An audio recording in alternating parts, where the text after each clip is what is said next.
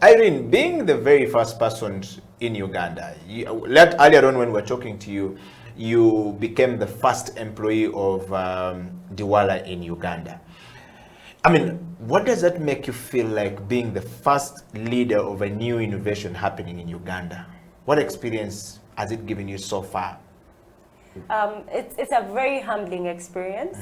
And I always thank the team at Diwala for giving me the opportunity, because I can tell you when they met me, it was about 3 years ago, but you know, just chatting about, you know, what technology is in Uganda, how it can be applied to the education sector. It wasn't really, I could say, an interview. It was more me trying to give people some data and some information.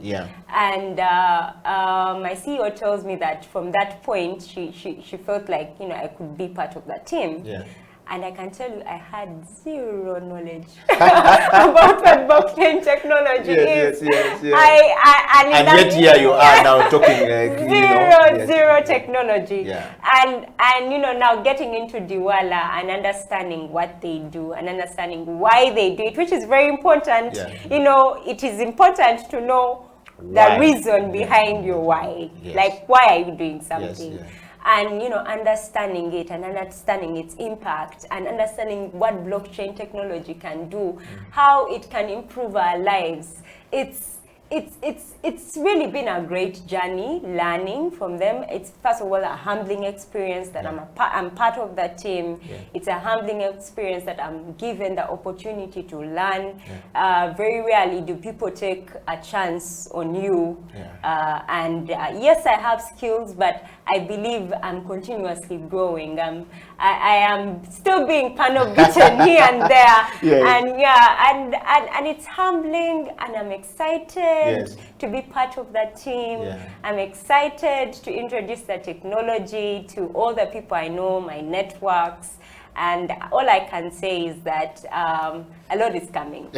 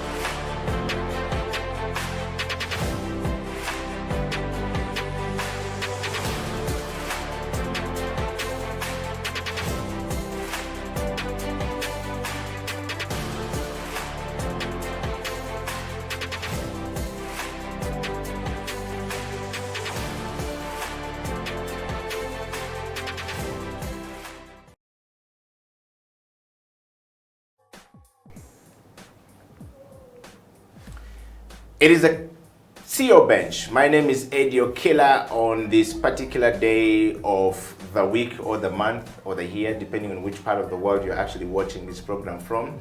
My guest this morning on the CEO Bench needs no introduction. It is said that if a person needs a long introduction, they don't deserve one.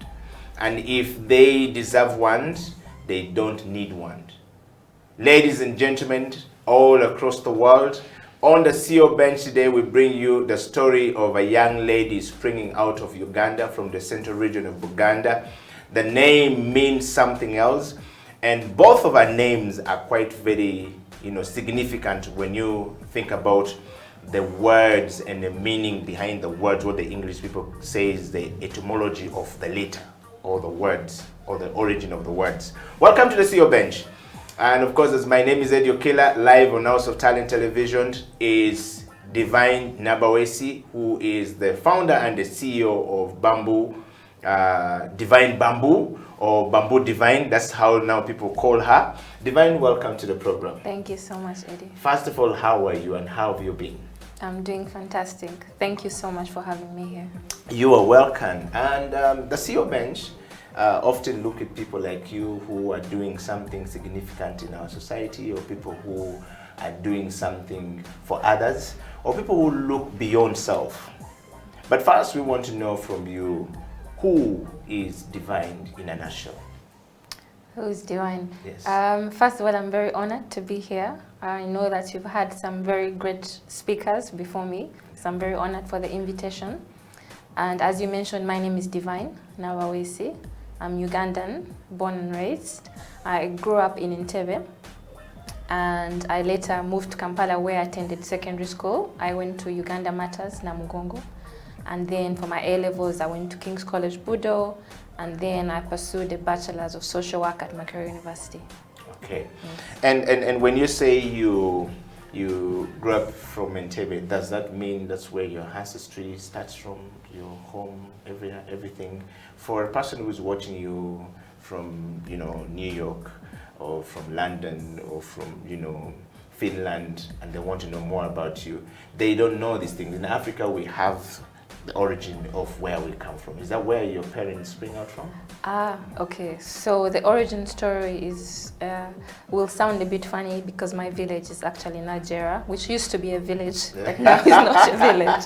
So yes. Yeah, that's where my mother is from, and my father is from Masaka. Okay. Yes. So authentically, you're a Muganda from Buganda. Yes, I am. All right. And then so they always ask, Wedirachi, what is your tribe? Does that mean in Buganda? Yeah. So just tell us more about the culture of Buganda and where you come from, how you guys do things, the history of your name, behind what does Nabaweesi mean for somebody who is watching the program from any part of the world and would like to know you. Particularly me, personally, I'm interested in knowing. Well, okay, that is a tough question. that is a very tough question. But my clan is the Cow clan. Okay. So my name, Nabaweesi, comes from Omuweesi, who used to be an iron worker. Okay. Yes. Wow. Oh, yeah. Why did your parents give you the Omuweesi name that was a iron worker? And yet you were in wood and bamboo. True. Yes. Maybe they knew I was going to be a creative. Okay. Maybe, I suspect. And talking about creativity, all through growing up, what has been your creative thinking process like as a person? I think that I draw a lot of inspiration from reading. I started to read at a very young age. I'm always reading. And when you read, you're drawn into this world of different characters from different centuries, and I think that opens up your mind. Yeah. And because you're able to dream and to know that there's a different world out there, and that anything is possible, really. So I think for me that's been very important. All right. Talking about that, your parents, your father and your mother, and your history from Nigeria, which is just a suburb of Kampala. For those of you guys who are watching the show from all across the world, Nigeria is just it's what we call a satellite city away from the city of Kampala. A couple of kilometers away from the main city is where she comes from. So technically, Divine was born or comes from the city center. That's the village. And Masaka is what, about 100 kilometers away, or 122? Is it 200 kilometers? From Kampala. Yes. About 120 kilometers away from Kampala. Yeah. So she's a girl around about the city and the town. All right. And talking of that, when we want to look a little bit deeper on the background of Divine from the family point of view, growing up as a child, what was it like with your parents? I think I had a normal childhood. It was happy, but I think mostly ordinary. I was able to explore and play as a child, so I think, it was a good childhood. Okay. And what was your character like when growing up as a child, that when you look back at this point where you are right now, you can say, I was always leaning towards this? Were you beaten like a typical, African child who is always given a few slaps here and there for being stubborn? At some point, we would just see parents give you a look and you'll know what the look means and what it does.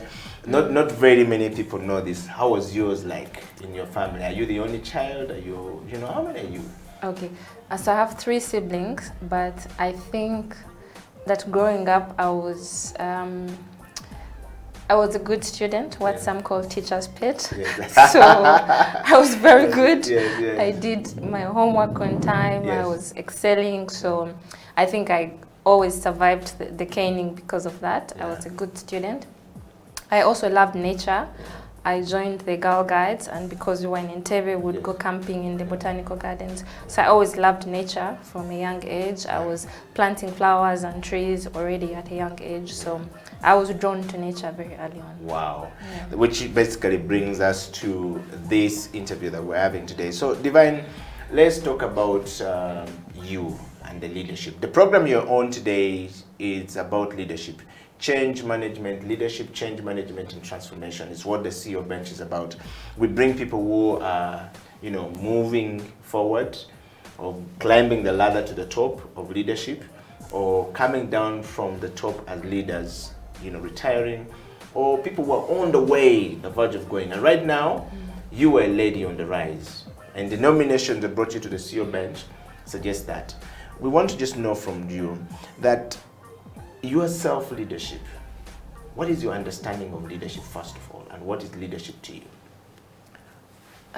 My understanding of leadership would be someone who is able to inspire others.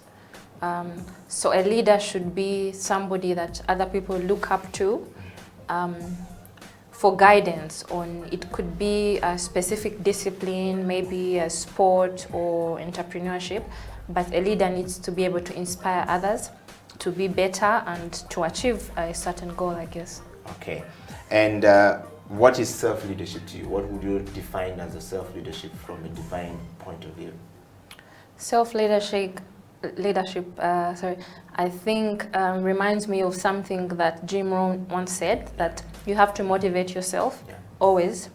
If you wait for other people to motivate you, it's like waiting at a train station where no trains come, so you'll be waiting forever. So you basically have to motivate yourself. That's the only way to be a leader, I think. Okay. There are 5 different types of leadership, Divine, that exist. There's what we call a transformative leader or transformative leadership approach. There's what we called a laissez-faire leadership approach and style. And there's what we call a democratic leadership style or approach. And there's what we call transactional leadership approach to things. And then the 5th one is what we call charismatic. Which of these do you practice and why? Interesting, because I feel like there's maybe one missing. Yes. And I would call it collaborative leadership. Yeah. Yes, because I don't think that in any organization or country or any setting that just one person has all the answers. Yeah. So I believe that it's always a team effort, whether it's a family or in a company. Yeah. So I think my style of leadership is collaborative. Okay. Yes. All right. And that said, Divine, just as we take a break from this, we want to take a break, but when we come back, we want to focus a little bit more about knowing you and, why you do what you do. And of course, to tell us a little bit more about bamboo, you have been headlining all across Uganda and, even across border about bamboo planting. And we all grew up knowing that bamboo was a tree you can find at home. We played under, we picked the leaves. It was used for buildings, used for building shades, houses in Africa. And at some point it died. It started dying away. It wasn't now the main thing like eucalyptus used to be, the bamboo used to be. Mm. But you are in this space back. Why bamboo, by the way? Why bamboo? Yes. Why not bamboo? Should I answer now or after the break? Yeah, sure. No, answer that one. Why bamboo? Bamboo is a miracle plant. It's a magical plant. I first fell in love with bamboo, first of all, because it's a beautiful plant. Yeah. Have you been in a bamboo forest? Yes. Where? Not really a forest per se. I would call it a bamboo plant. Yeah. Yes, just a smaller place which is not really a forest. Well, we'll say 1 acre is not a forest, 2 acres, 3 acres is not a forest. Okay. Yes, I went to one which used to supply the buildings, the places that build places for recreation in Kampala, yes. Okay. So they're the biggest, largest place for production of bamboo. Okay. Yeah. So yeah, that was my first introduction to bamboo. That is just a beautiful, magical plant. When you're in the bamboo forest, the way it looks, the way the wind blows through the leaves, it's just magical. Okay. So that was my first introduction. I fell in love with how it looks.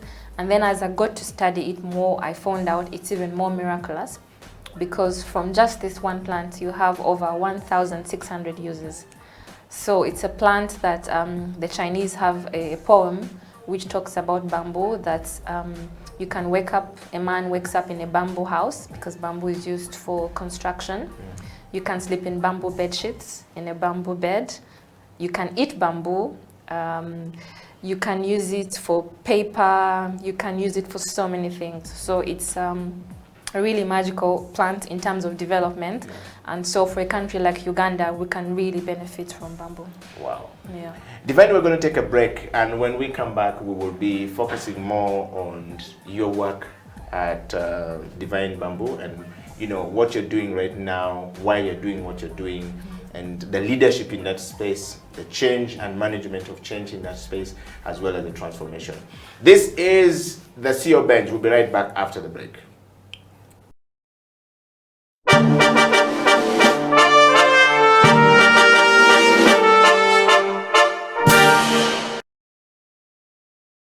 By the way, when you won in Tanzania, you know, that was your biggest cup, Sekafa. What was the party like? Did your chairman walk on his head?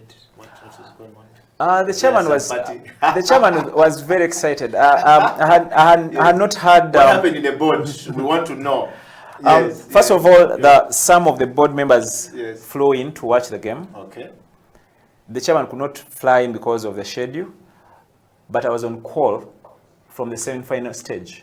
He would call me all the time. Do you need anything? We're happy. He was very excited. I had never had a chairman CEO conversation this long with him. It was the first time. Yes. And everybody that is connected to Express was really, really happy. I mean, we beat Yanga in the semi-final. Then we beat Nyasa Bullets from Malawi, the champions of Malawi. And everybody was really, really excited. My family was very excited. My family is always complaining that I don't talk about them. My family was very happy. They were excited. I'm sure most of them are watching this show right now. The families of my staff, this for me is very exciting. The families of my staff are always following Express because their children are working for Express. Wow. And many other people. It was winning the Sekafa. Yes.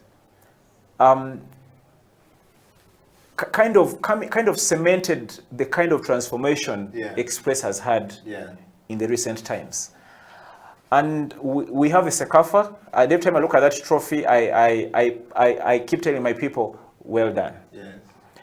And I'm sure the chairman, wherever he is, I'm sure he's busy, but he will watch this show. I'm sure he's happy that we have the Sekafa in our bag. We have the Premier League in our bag. In his third year, by the way. This is his last year, but I know he's around, but he had a plan from 2018 to 2021, and 2021 he has won all this. I'm sure he's very happy. For the first time, and we believe it's not the last time. Okay. Yeah.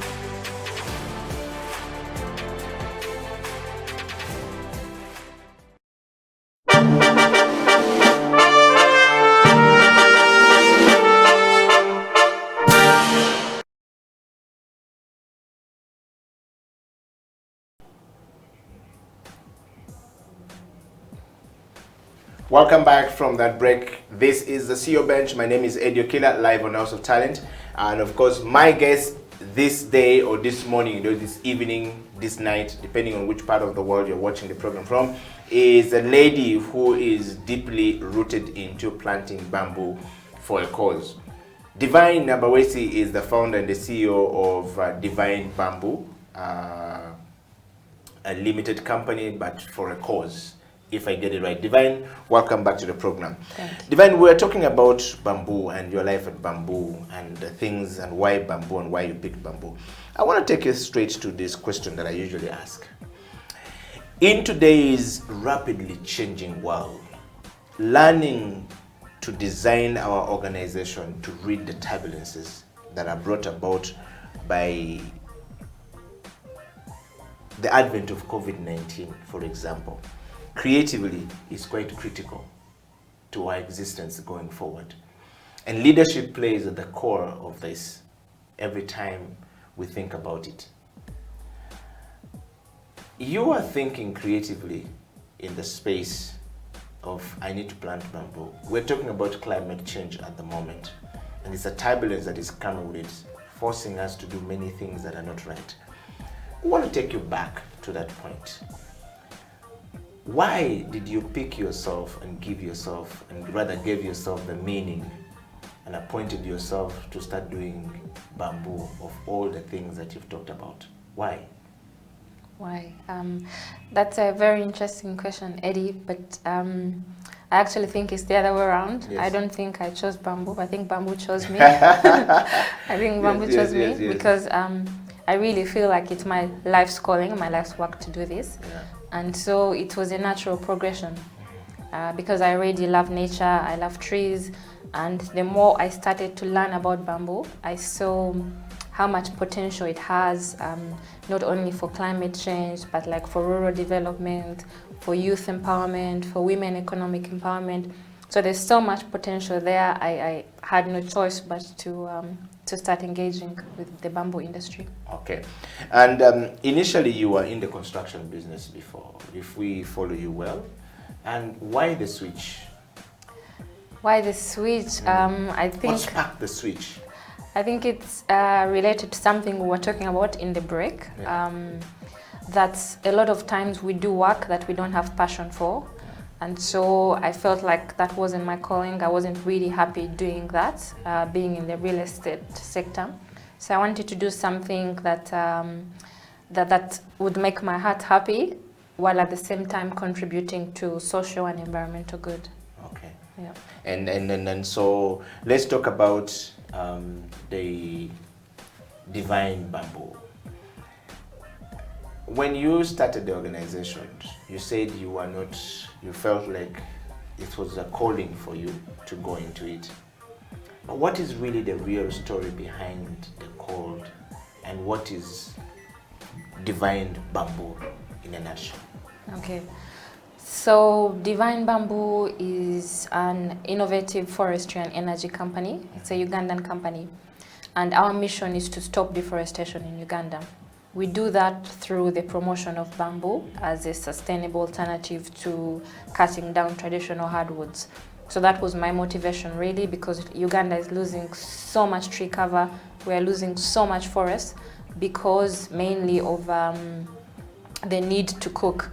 So because of fuel wood in the form of charcoal and firewood, a lot of people don't have a choice but to go to the forest and cut down trees. Yeah. And so we wanted to provide an alternative to that. Okay. Yeah. And so when you started to provide an alternative to this, how has this been received by the people that you're talking to? So of course, with any new innovation, it's not straightforward. Yeah. You don't get the idea today and then the idea is mature. Yeah. First of all, the idea, the business model takes time to develop. Yeah. And in the same way, the audience, the customers also need time to adapt to the new products and like the new plant in this case. So it's a gradual process, but I would say that we are seeing very positive change. Okay.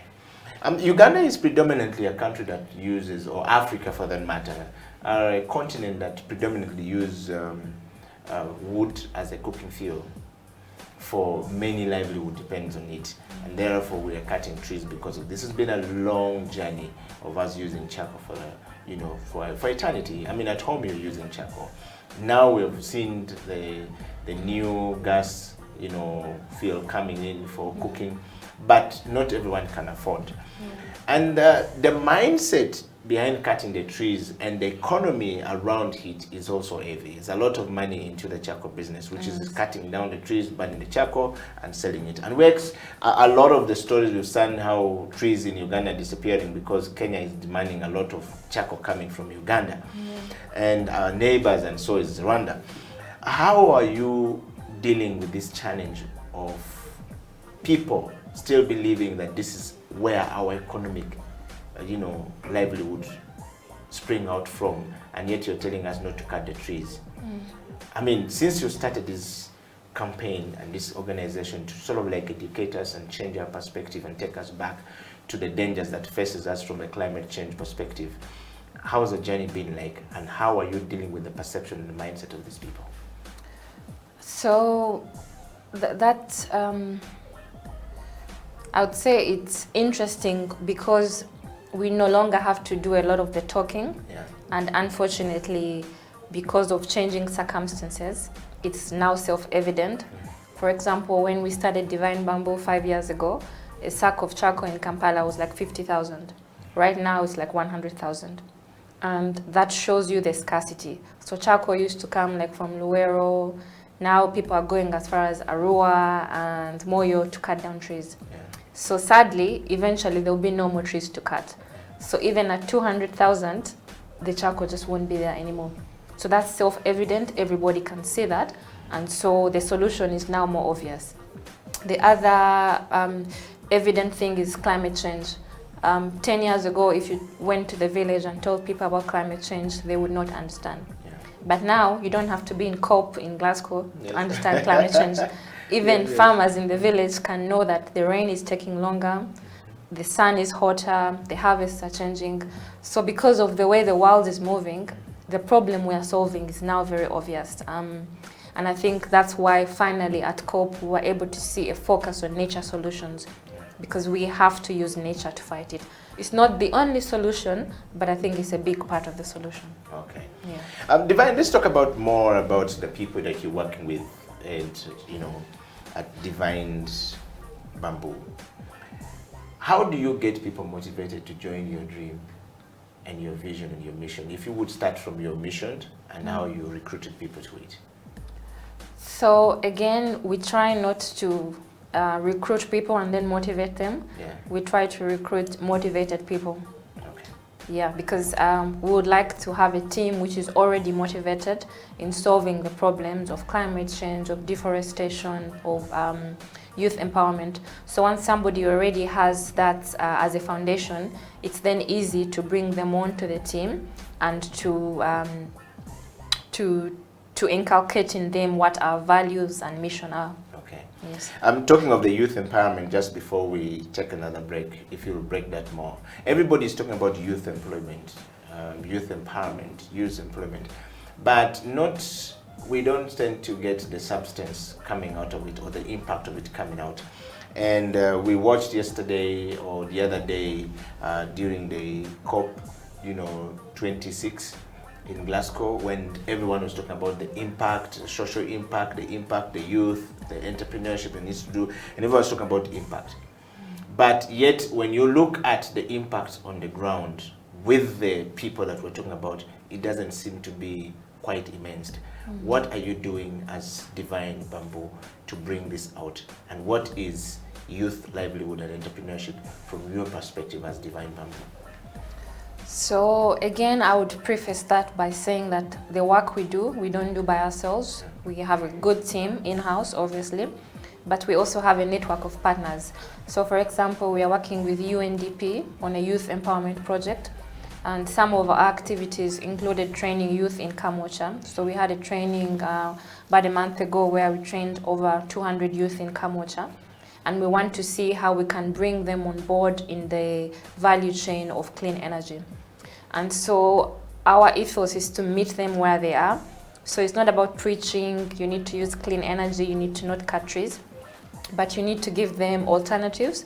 And then you also need to show them how that works within their current situation. So for example, if we go to somebody making Rolex or making barbecue, we can show them how if they use our bamboo briquettes, they are cleaner, so there's less smoke and soot, so means better health for them, but also they cook longer, so in the end they're able to have a saving. So it has to be practical for your audience and for the customer. Okay. Divine, talking about that, obviously Africa struggles quite a bit, and Uganda is no different from leadership. Mentorship, management, and leadership is not quite easy, and the young people of today are not finding it easier compared to the baby boomers, and then what I would say, our fathers. They had a certain level of mentorship. The ones that came after that stopped the process. The ones that are supposed to be mentoring, those we're calling millennial today, or Gen Z, are not even trying it. What are you doing with Divine Bamboo from a leadership perspective to get this youth that you're training in any of these areas to actually know that leadership is a very key component of them, succeeding in life? I actually have a different take on that. Yeah. I feel that today, more than any other time in human history, there are more opportunities than have ever been there. Yeah. There's so much information in books, on the internet, and so I actually feel that young people today have more resources than ever before. You can go on Twitter and learn from the best minds possible without paying anything, both globally and even locally here. Like for example, what Robert Kabushenga is doing with his 360 mentor. He's having incredible people there. You can access it for free. So I think that the opportunities today are greater than ever. But yeah, so what we are doing is we have internship programs. So we have internship programs where we bring on the youth and we teach them how we are working and how they can maybe be a part of the organization. Okay. Yeah. When you talk about this, Divine, it's a good point, and I would like to agree with you. But I want to just take you a little bit back to, one thing is telling them this is what you need to do, or this is how we need to go. The other thing is holding their hand to go with them to reach there. How are we doing this at Divine Bamboo? Because you fairly deal with a young generation motivated by your work, they're training the younger people. What is their response toward your call, and how are you dealing with it, holding the hand to move them forward? The response is very good. We have a lot of engagement on our social media channels, but I think the biggest one, like I mentioned, is the internship program, where they actually come and join the company, and for a few months, maybe 3 or 4 months, they get to work with us. And through that program, we've actually got, I think right now, like 4 current employees who came through that program. So I think that would be our biggest engagement, on top of the outreach that we do, like in Kamocha, where we had the training to show them how to use briquettes in their existing businesses. Wow. We're talking to Divine Nabaweesi, who is the founder and the CEO of Divine Bamboo, an organization that has focused itself in planting bamboo and making sure that we actually have clean energy coming up from that space. If you have a question, we would like you to post it out there, and Divine will be able to answer it. Kisses and disses are welcome. We don't take things personal. Divine is here to, answer your question. We're going to take a break, and when we come back, the CEO bench will continue on change management and how bamboo is causing transformation in our society.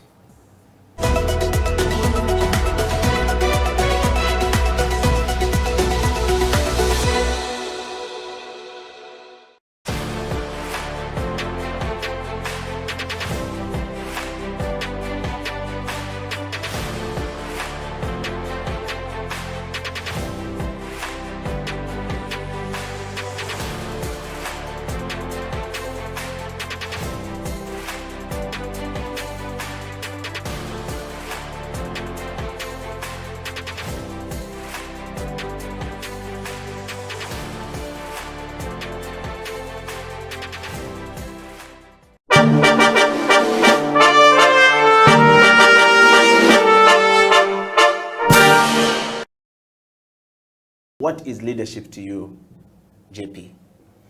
So for me, the leadership was, I would say there are different components, but the most important is the art of knowing people. Yeah. How you know your clients, how you know your associates, your colleagues, Yeah. and all the different stakeholders that are part of the business. How you know your bosses, your investors, how you know the key people that bring you business, the key relationship you must have in the market in order to make sure that thing goes smooth. Yeah. So I think this requires an openness of mindset. Yes. And I would say that for me, the fact again that I have two cultures, I live in different places, it helps a lot. Okay. You find similarities, of course. If I see how Ugandans are and how Brazilians are, they are not totally alike, but there are a lot of similarities. Yes, yes. If I see how a French person is, or a German, or an American, they are very different. Yes. And difficult people. Yes.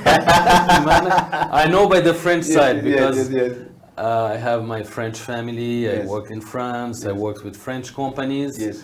So I learn how to deal with with this. Yes. And so and now especially this past years working for Sheraton Group, it's more like Anglo-Saxon approach of hospitality. Yes. So this also, so all these dimensions are very important. So it's knowing people, knowing the culture, the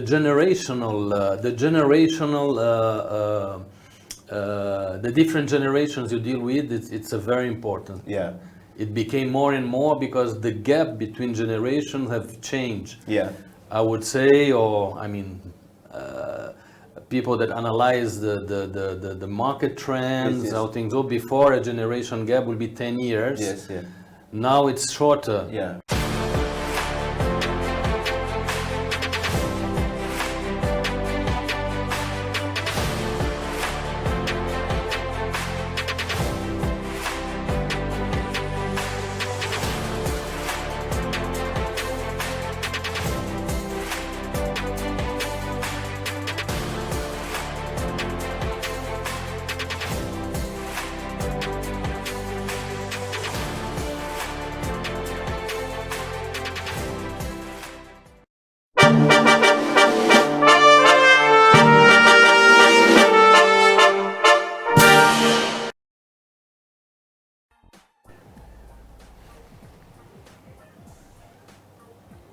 Welcome back from that break. My name is Edio Killer, and this is Creative Industry Talk mixed with the CEO bench, with everything about talking creatively about planting trees, but particularly bamboo. Today we've learned something from Divine, that bamboo is a magical tree, it's a magical plant. We want to dig deep into that. Divine, welcome back to the program. When we went to the break, we were talking about the impact of the project that you do on the young people that you're working with, the mentorship management and the leadership. Let's talk about change management. There are a lot of things that are happening in our society today.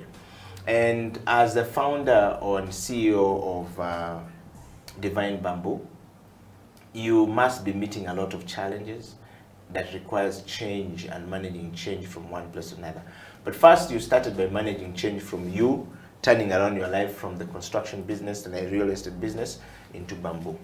No one quite understood why you just did a switch. What was the journey like, moving from what you once was comfortable with to something that it could have been either failure or success?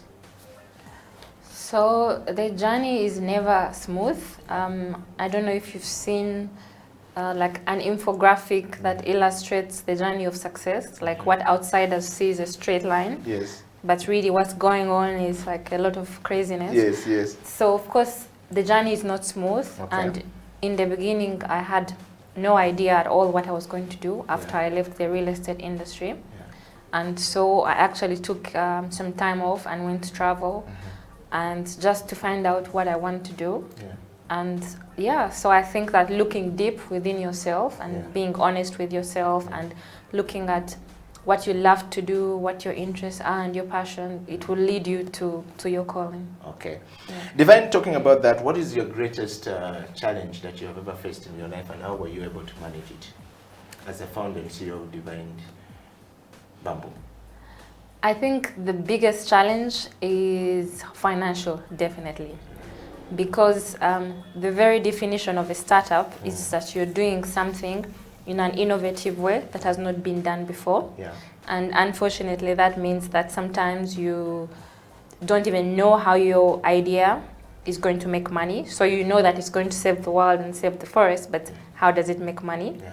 So until you figure that out, there's a gap, so it's really challenging. And even when you figure it out, because it's a new product, you don't get customers just like that. So it's a process. And so it's very challenging because the company is running and you have bills and you have people to pay and you have all these things going on. And so, yeah, it's quite challenging to run a company for a number of years while you're loss making. But, yeah. Yes, that's a challenge for everyone. And one of the things I want to, while we're still on change management, you obviously meet young people or people who have been through certain things like you have been through already. What are usually your answers to them? You said the challenge was when you started running the company for some time without financials and, you know, splitting everything. I'm sure you went back to your parents quite too many times to ask for a few shillings here and there to help you, and they kept telling you, but this thing of yours, we're not sure about it. And then they start to measure your degree, which you have gotten, vis-a-vis what you are doing that doesn't sort of like, you know, take you to the corporate world where it's almost assured that you're going to get salary at the end of the month. There are many people like that who are stuck and they're watching you right now.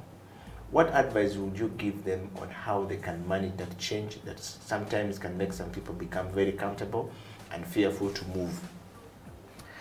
So one of the best pieces of advice I've ever had was like, when things are tough, especially in business, instead of giving up, just keep doing what you're doing, and by this time next year, be here doing the same thing. So you need to have a laser sharp focus. Yes. You need to tune out all the noise and just keep doing what you're doing, because eventually your work will speak for itself. Eventually your customers will find you, your people will find you. But obviously it's not easy, it's easier said than done. Yes. So you need to prepare yourself. It's really, really tough. So your tolerance of pain has to be also quite high. Yes. But in the end, it works out. Okay. So I would say persistence. Just keep doing what you're doing. That's Okay. all. But how do you find persistence, hope, trust and character in the midst challenges of bills coming in, you know, change from where you used to be comfortable with salary and to where you now need to, you know, drink a cup of coffee at Ndiro Coffee, like where you used to sit, and the pocket is not coming as clearly as possible. How do you manage that change, which is really very tricky at that point? I know you said it's not easy and said and done, but I want you to just dig a little bit deep on your story of when you didn't have the finances, but you had to start. How were you able to keep going, and how did you eventually hit the finance button? I mean, I guess that's why people write books, because there is so much to say. Yes, yes. But I think the biggest thing is the mind. Yeah. Your whole life is basically just in the mind. Yeah. So if you decide you're going to do something, no matter what happens, but you know this is what you're meant to do, you'll keep going. Yeah. So the mind is very important, having a positive attitude, being around positive people, reading books of successful people, but also associating with successful entrepreneurs who might also not be very successful, but who are going through the same thing as you. Okay. So for example, someone who has been very helpful to me is called Solomon King. Yeah. He's the founder of Fundi Bots. I don't know if you know him. Yes, yes. Yes. So because it's the same journey, Yeah. nothing you're facing is unique to you. Yeah. You're not the first person to hustle. Yes, yes. You're not the first person to struggle with a business. Yes. So go out and talk to other people who are doing what you're doing. Yeah. Get encouragement, because you need that fuel to keep going. Yeah. Wow. Divine, talking about that, where do you draw your source of inspiration from while managing this change? From quite a number of sources. I think nature itself, for me, is my inspiration. So even if planting trees is my work, to relax, I still go to nature. So I go and visit forests, I go to see the lake. So nature is, I think, my biggest source of filling up my cup. Then friends and family, that's also very important. Okay. Because if you're working, in the beginning, it's difficult to make the balance. But as you mature as an entrepreneur, you start to understand that you need to have the balance. You need to create time intentionally to spend with your friends and family. And also reading. I like to read a lot because you learn so much from books. Okay. Let's talk about, finally, bamboo and Uganda. Uganda has a plan 2024 as our vision. I want you to share the vision of Divine Bamboo, the mission behind it, and how does that fit in the vision of Uganda 2040? So, the beauty about bamboo and Divine Bamboo is that our company ticks about 10 of the SDGs, from good health and well-being to economic development, gender equality, life on land. And so we find that we have a very good fit with the government and government programs. In fact, we were part of the key stakeholders who were able to draft a national bamboo strategy for Uganda. So the government is on board. They are interested in bamboo. They want to promote bamboo. And so we look very much forward to working with the National Forest Authority, Ministry of Water and Energy, the Ministry for Youth and Gender, because we believe that our programs can really help with rural development. We're increasing farmers' incomes through programs like agroforestry and through programs like Mandela's Energy as well, where we work with the farmers and then the waste can be used to produce energy.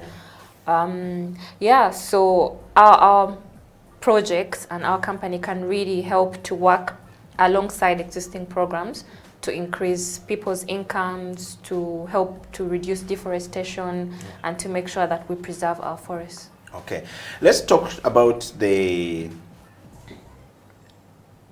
Uganda Vision 2040, and I want us to go a little bit deeper into this. Uganda had a vision of 2040, which you've talked about, but what drive and legacy would you want to be part of this 2040 vision of Uganda from that perspective? So again, I'll take us back to the last week. The news has been dominated completely by COP26 in Glasgow, and especially nature solutions coming to the forefront. So prior to this, I feel like nature solutions were a bit underfunded and underrepresented, but finally nature got to be center stage, and now everybody is waking up, from government to billionaires like Bezos and the Gates. Everybody is now waking up to the importance of nature. So I feel like we are ready. We've been waiting for a long time. So we are ready to work with all partners to help achieve the targets that the world is setting. How can we reduce global warming? How can we contribute to the decarbonization? And so we are well positioned for that. We are working with farmers because we believe that it's going to take everybody. It's not just one company or one person. We're working with farmers, we are working with producers and businesses and schools. And so we are ready because we work with women, we work with youth, and hopefully we can help to influence the clean energy industry. Wow. Divine, from the French angle, a couple of years ago you first appeared in France, the Campus France program that you went for. Let's talk about it. Was that your first time in France, and how did you get there? Yes, that was my first time in France. So I attended a program at Alliance Française, and I was the best in, I think it was Delft Do, which is a level of French, of the French language. So then as a reward, I was given a trip to Paris and the south of France to go and learn more about bamboo actors in France, but also just to experience French culture. Okay. Yeah. And while in France, for that program or on that exchange program. What did you learn from there? What were the learnings that when you came back to Uganda, you have been applying, you know, from the art and culture perspective to the environment perspective to the people perspective? What did you learn from there that you're implementing here that you can talk about now? I think probably one of the biggest learnings was the fact that great things take time. So obviously things like the Louvre or the Eiffel Tower and all those amazing gardens that are created there, they don't happen overnight. So you need to dedicate the time and the resources to know that it's going to take a long time if you want to make something that will last forever. And also quality, like you have to really be consistent on quality. Yeah, and on that note, as we go towards the end of our interview today, I want to take you. Recently, you appeared in France for the New Africa France Summit 2021, and in Montefiore, as we call it, or Montefiore. I mean, the people who came back from France were trying to pronounce this is Montfilia, Montefiore, Montpellier, Montpellier. So all of this is, but you were there. What was the learning that you picked from there? What is your understanding of the new Africa-France relationship? Okay. So first of all, it was a great honor to be among the few Ugandans chosen to go and represent Africa in Paris and Montpellier. So for that, I'd like to thank the French Embassy and Ambassador Jules, and of course President Macron. So it was a very exciting time to be there, because I think that the world is shifting and things are changing. And so it's very progressive of President Macron to have this summit where in his speech he said all the presidents were calling him, like, why didn't he invite them? And he said he didn't want to talk to presidents this time. He wanted to listen to young people, the people of Africa. And he had some very tough conversations actually with some youth from Africa. So I feel like it was a chance to be open, a chance to have a new relationship, and to forget, can I say, old mistakes and old wounds, but move forward together. So it was really exciting to be there. Okay. And Divine, from a Divine Bamboo perspective, what did you learn from there? What kind of collaboration did you pick from there? What sense did you pick from there that you think that you are using right now or you will be using going forward? So the sense I picked from there was the energy of young Africans, Africans from Kenya, from Chad, from Burundi, from really all over Africa. There's a lot of energy, a lot of good things happening in all industries, from renewable energy to beauty and mobility. There's a lot of intelligence. So Africa as a continent has a lot of potential, and so that was really invigorating. But also within the Ugandan delegation that went there, we were able to really network within the delegation and to form some very good synergies, and I'm happy that some of those are already moving forward. Okay, and let's talk about the transformation of your business from that perspective. When we were into following what was happening in France, we would see a lot of France talking about we need to transform Africa, we need to work with Africa, transform Africa, we want to focus on the collaboration. Collaborations means equality, it means fairness, it means forward thinking, it means many things from their perspective. And you guys were in the audience. What transformational approach or information did you pick from there that you are going to apply back home here from your perspective as Divine Nabaweesi, as the founder and the CEO of Divine Bamboo? One of the biggest things that I picked was a willingness to collaborate on both sides. The French companies, the French government is ready to collaborate. The Africans are ready, they have great solutions, they're very intelligent and energetic. So I think now is the perfect time for synergies.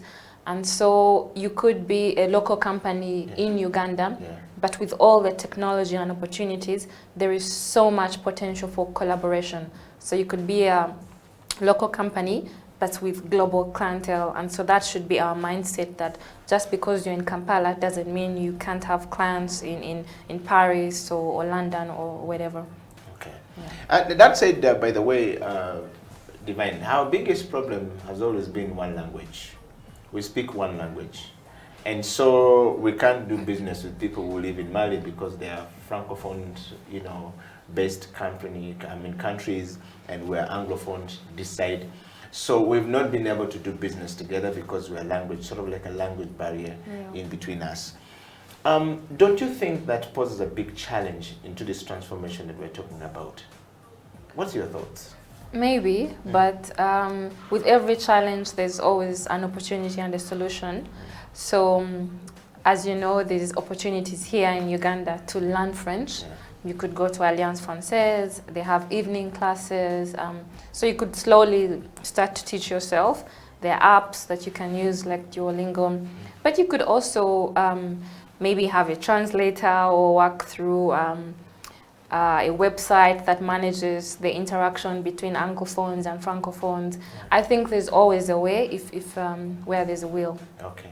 So would you advise now the East African nations who are mostly Anglophone countries to go and learn French in order for them to interact with some of these opportunities you're saying? Because if you're going to interact with a company that is based in France and is going to provide solutions, you want to have a global, clientele.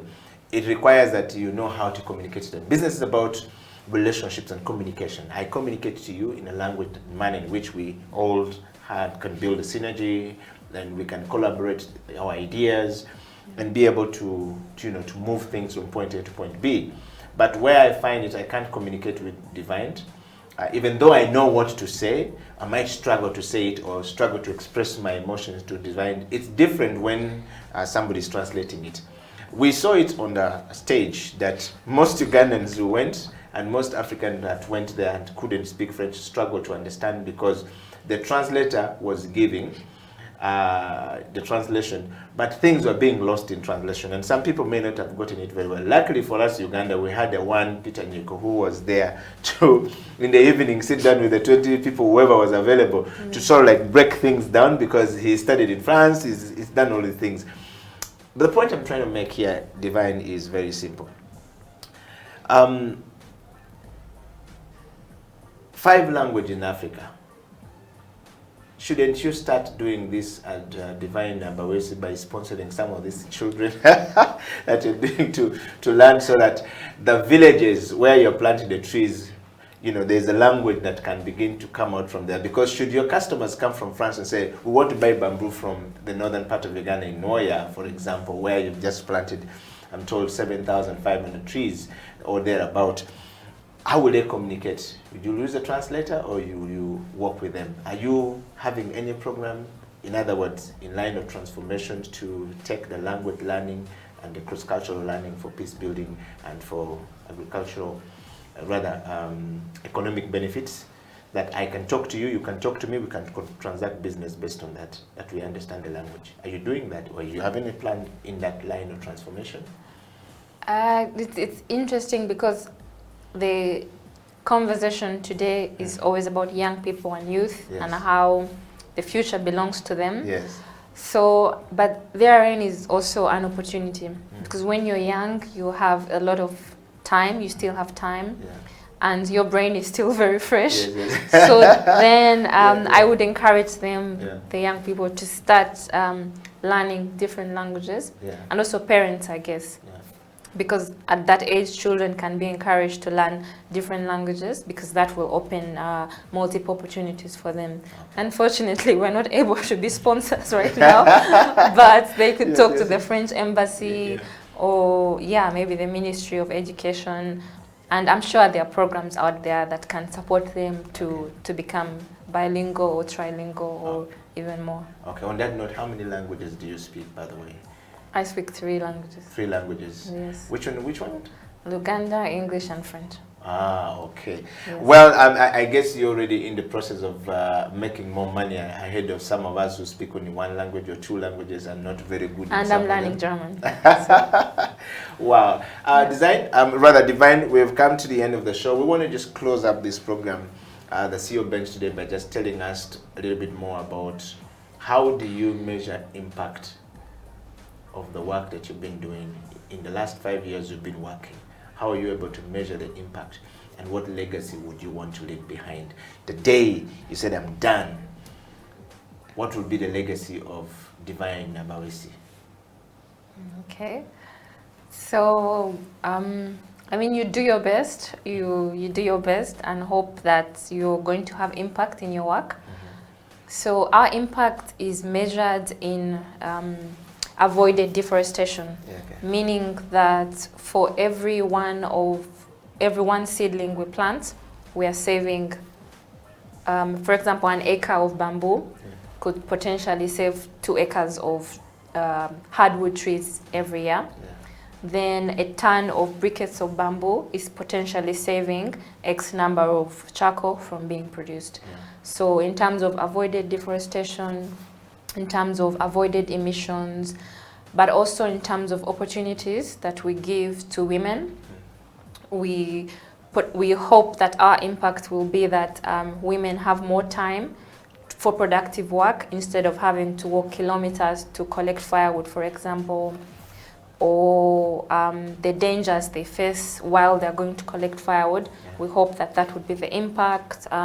Improved health, instead of cooking from the 3-stone fire that traditionally we in Africa are used to cooking on, that now they can have improved means of cooking. That would be an impact. The youth we are training, the opportunities, the income generation opportunities that we are creating, and also inspiring other young people and other women that you can come up with an idea that you believe in, and if you give it your all and give it time, eventually you will make a difference.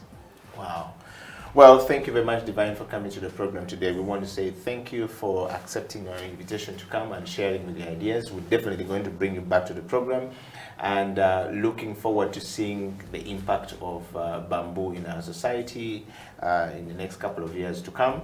And what would be your one last parting shot to that one human being anywhere in the world, stuck in their job, don't know how to move from one point to the next, and want to move? And what would be that one word you want to leave them with, or 3 things that you want to leave them with, that when they do, they will begin to see different things or experience a different lifestyle going forward in their life? If you look into this camera. Okay, I think 2 things. One is it gets better. It always gets better, so never give up. Like Winston Churchill said, never, never, never, ever give up. And then the second one, which really helps a lot, which really helps me a lot, is remembering that there's enough for us all. So when other people succeed, be happy for them. And so don't fight for resources, don't be greedy, because in the end, there's enough for us all. Wow. Thank you very much, Divine, and thank you very much, everybody, for coming to the program today. We're gonna, sort of like spread love like we always do. We're taught by Pastor Joshua Martin Mugabe of Watoto, says, whenever you do this, you have to spread love. No, you have to spread love. Yes, you have to spread love to everyone that is going. But thank you very much for coming, Divine. We've come to the end of the CEO Bench today. We want to say thank you very much, everybody. Divine will be coming back on the show on the Creative Industry Talk to talk about the creativity of how they're using bamboo to create more jobs, and how that is being used in creating furniture, building houses, using it. She talked about that can be used for bed sheets and beds and stuff like that. We want to know how that process works. She talks about it being used in the value chain of, you grow bamboo, you use it for cooking, you use it for building the house, you use it for putting the shades, but then also you use it for cooking. How is that bamboo being turned around to briquette and to clean fuel to cook food? We want to understand that on the Creative Industry Talk. Until then, we say thank you very much for being part of the show. Eddie Okila, Divine Nabaweesi, signing out.